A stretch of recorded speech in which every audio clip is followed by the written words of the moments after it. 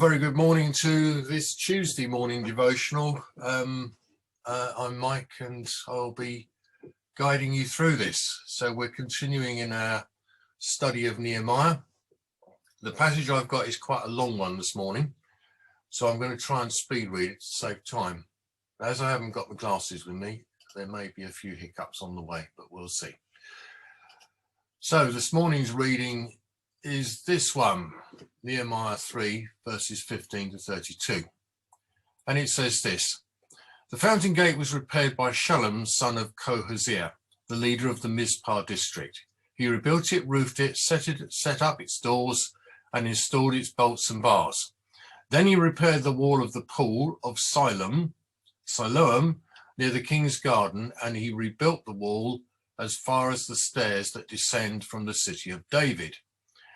Next to him was Nehemiah, son of Azbuk, the leader of half of the district of Beth Sur. He rebuilt the wall from a place across from the tombs of David's family as far as the water reservoir and the house of the warriors. Next to him, repairs were made by a group of Levites working under the supervision of Rahum, son of Bani. Then came Hashabiah, the leader of half the district of Keliah, who supervised the building of the wall on behalf of his own district. Next down the line were countrymen led by Binnui, son of Henadad, the leader of the other half of the district of Keliah. Next to them, Azar, son of Jeshua, the leader of Mizpah, repaired another section of the wall across from the ascent to the armory near the angle in the wall. Next to him was Barak, son of Zabiah, who zealously repaired an additional section from the angle to the door of the house of Eliashab, the high priest. Meremoth, son of Uriah and the grandson of Hadogs, rebuilt another section of the wall extending from the door of Eliashab's house to the end of the house. The next repairs were made by the priests from the surrounding region. After them, Benjamin and Hazhub repaired the sections across from their house, and Azariah, son of Maziah, and grandson of Ananiah, repaired the section across from his house. Next was Binnui, son of Henadad, who rebuilt another section of the wall from Azariah's house to the angle and the corner. Palal, son of Uzziah carried on the work from a point opposite the angle and the tower that projects from the king's upper house beside the court of the guard. Next to him were Pedaiah, son of Paroz, with the temple servants living on the hill of Ophel, who repaired the walls as far as a point across from the water gate to the east and the projecting tower. Then came the people of Tekoa, who repaired another section across from the great projecting tower and over the wall of Ophel. And above the horse gate, the priests repaired the wall. Each one repaired the section immediately across from his own house. Next, Zadok, son of Immer, also rebuilt the wall across from his house, and beyond him was Shema, son of Shechaniah, the gatekeeper of the east gate. Next, Hananiah, son of Shelemiah and Hanan, and the sixth son of Zalaph, repaired another section, while Meshullam, son of Berekath, rebuilt the wall across from where he lived. Malchijah, one of the goldsmiths, repaired the wall as far as the housing for the temple servants and merchants across from the inspection gate. Then he continued as far as the upper room at the corner. The other goldsmiths and merchants repaired the wall from that corner to the sheep gate. And I've got there. Right. Well, my first query here is, why on earth couldn't they just be called John, Raymond, or Adam instead of all these other names? But never mind. So just like Julian yesterday, actually I'm going to have a quick sip of water after that. We have various people doing various things, and they all have various long names. So this is a follow-on from Julian's talk yesterday, where he emphasized the teamwork involved in this great undertaking, where everyone had a specific role and performed it to the best of their ability. For a team to function successfully, there needs to be a goal, a vision, something to aim for, and the restoration of Jerusalem, its walls and its temple, provided this. So the leaders, in this case Nehemiah, were spearheading the vision, and each person was doing their bit to achieve that vision. The goal here, as we have said, is rebuilding the temple, which had been destroyed earlier. Now, to get some idea of the scale of the works involved, I'm going to show you two 20th century examples where temples, or in this case cathedrals, have been rebuilt. And the first one I'm going to show you is this one. Now, this is Coventry Cathedral, destroyed during a German air raid in November 1940. Unlike the temple in Nehemiah's time, the new building was built alongside the old one, with the old remaining. And the shell of the old one, as you can see here, was retained. Now, the second example follows more closely the rebuilding of the temple, as you will see here. Now, this is the Dresden Frauenkirche, which was destroyed in a British air raid in February 1945. And like the temple, it was rebuilt in the 1990s on the same site. What you see there in the center of this picture dates from the 1990s. This was rebuilt in the Baroque style of the original, which was a Lutheran church. The darker color masonry you can just pick out were stones from the original structure. And this is what it looked like before it was rebuilt. And to get us some idea of the craftsmanship involved here, here's a couple of pictures of the interior. And that was the only thing that survived in the Frauenkirche, was Martin Luther's statue. This is the interior of Coventry Cathedral.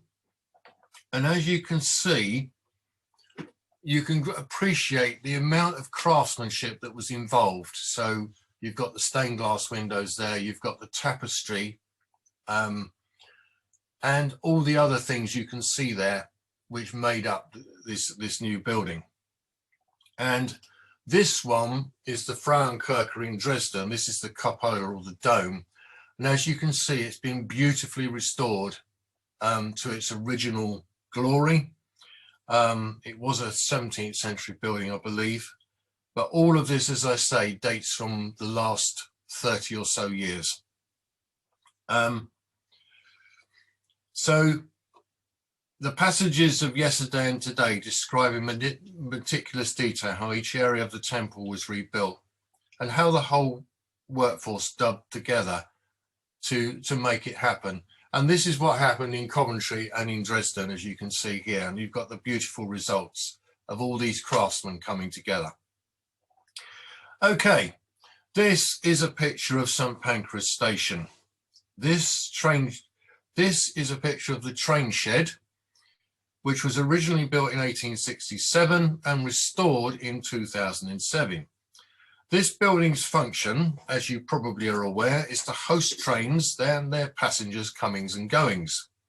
That's why it exists. Although it looks beautiful, it is pointless without that function. And in the 1960s, it nearly lost that function and was up for demolition. But a new role was found for it in hosting the new Eurostar trains. So buildings exist for a purpose.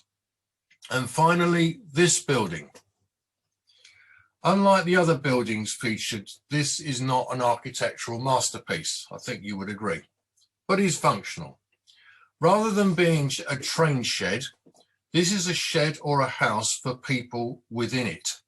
In other words, it is our church. And unlike the previous buildings, which have a secondary functions as tourist attractions, this building, as far as I'm aware, has not become a tourist attraction. So it only exists, and however useful and functional it is, without the people in it, it's not worth existence. Its existence doesn't matter at all. So in other words, the church here is you and I. And rather like the builders of the temple, as Julian pointed out yesterday, each person fits in and has a role to make what goes on inside this building function. And the go-to passage for this is 1 Corinthians 12, verse 12 to 31, which I don't have time to read here, but it talks about one body and many parts. And we should really look at that passage closely, because it is a blueprint for how a church should function and how our church should function. So it is a portrayal of teamwork, just like the teamwork. So as in the reconstruction of the temple, it won't surprise anyone to learn that teamwork is also required in the function of our church. Each person doing his or her allotted job. Once again, notice how meticulously each function is described in our Nehemiah passage today, as if to emphasize the part that everyone is playing and the synergy and cooperation between them all. And similarly in the Corinthians passage, there is a similar detail outlining each function of the body and how important working together in an orderly manner is, providing a clear blueprint for a vibrant and active church life. Our church is a work in progress, a construction. It is still being built. And just like the temple, Coventry Cathedral and the Dresden Frauenkirche, it should stand as a landmark to those around it, but for tourists to look and enter. Not for the beauty of the building in this case, but the beauty of the people that you find inside it. So let me sum up. Firstly, ask God what your role is in the body if you're not sure about it already. Secondly, perform it to the best of your ability. Thirdly, work as a team with others. Take note of this Nehemiah passage. Everyone worked together and did their thing. Don't be afraid to change your function if God tells you to. Fifthly, if you're not sure what your role is, ask others to help, because they will see the gifting in you very often. And six, do it for God's glory, just like the temple builders in Nehemiah's time. And finally, my final words are here. And this is a picture I took yesterday. I thought I'd better get a more up-to-date one. And this came from Radio 4's morning service on Sunday, which I tuned into because I knew it was going to be about Nehemiah. And the Reverend Richard Horner was taking it. He's the chaplain of rugby school. And he said this: as the community built the wall, so the wall built the community. And I think there's a lot of wisdom in that. And those are my thoughts for today. Thank you very much for listening.